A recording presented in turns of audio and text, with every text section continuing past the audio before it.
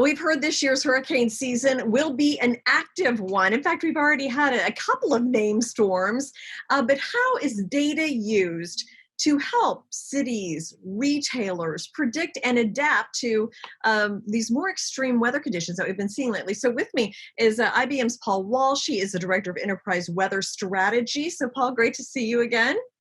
Hi, Jane. Good to see you. Yeah. So let's start with kind of an overall view. We're in the middle of the hurricane season, I guess technically starts in August. How are you seeing that? And then what can we learn from the data that we get about hurricanes in particular? Well, Jane, right now, what the National Weather Service is projecting that we could actually see what they're calling a hyperactive season.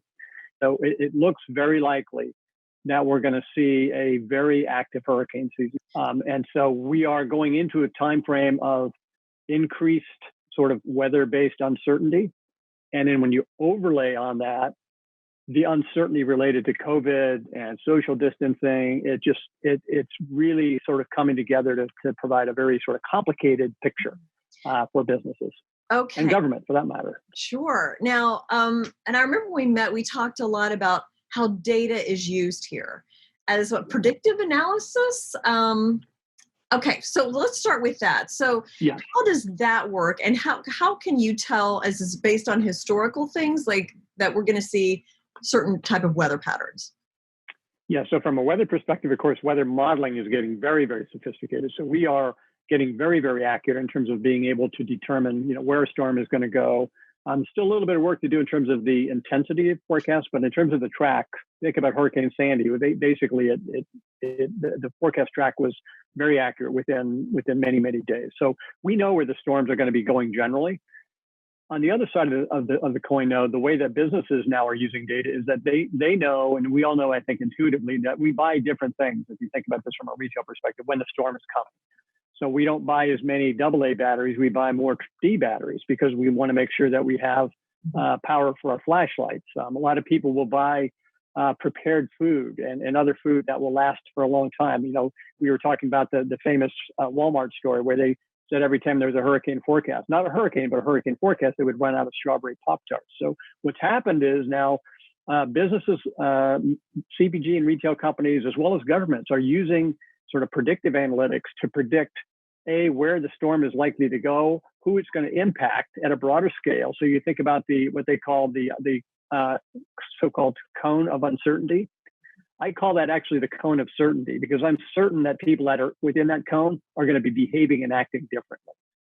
And so now what we're able to do is we're actually able to not just measure how that cone of uncertainty that's sitting over the house is going to shape what we're going to be wanting and needing, but we can actually predict that days and in some cases, a week or two in advance. So if you have that insight, if you know exactly how many strawberry Pop-Tarts you're going to sell or how many bottles of water you're going to sell, then you can start to make sure that you are bringing in enough inventory to be able to meet that demand. And the data that we're having now are helping businesses to create more resilience.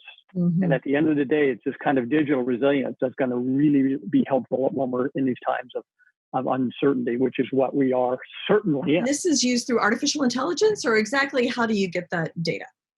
Yeah, AI and machine learning. And also the other thing that really is making this possible is the fact that many companies now are using cloud technology. So by doing that, you can begin to bring together all kinds of different sorts of data. Because at the end of the day, the weather is going to be a piece of it.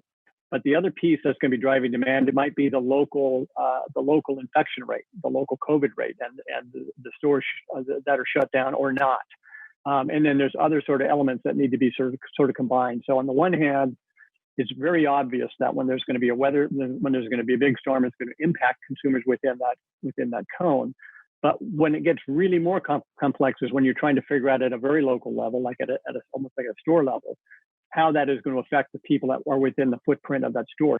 So what we're doing is we're providing that information along with all the other information I gave you so that both businesses and governments, and working with the government as well, they can really anticipate how that onset of that storm is going to affect people. And of course, it affects people, as I mentioned before the storm, during the storm, and then God forbid, if it's a big storm, obviously there's a huge sort of post impact. But in terms of the impact on people and the impact on the volatility of the economy, it's really not even the storm hitting that's having that effect. it's that cone I mentioned, and then the overlay of social media, because once there's a storm coming, we're all sort of talking about that on Facebook and Twitter, and that has a bigger impact on the demand surge, as I call it.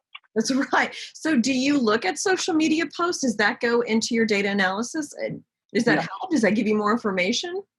It certainly does, because it gives you a sense for what's happening on the ground within the local community, and it also can be predictive. Now, have you found that this modeling or this analysis has been pretty accurate? Are there any things that need to be worked on that I assume will be at some point in the future as we get better at this? Sure, and in one of the tenets of machine learning is that you continually learn, and artificial intelligence helps you sort of develop those models and learn from them. The other tenet, the advantage of doing this kind of analytic is it enables you to integrate the insights into large like ERP systems like SAP or JDA, to be able to take that insight, not just know something's going to happen, but actually pull the lever so you can actually start the inventory moving.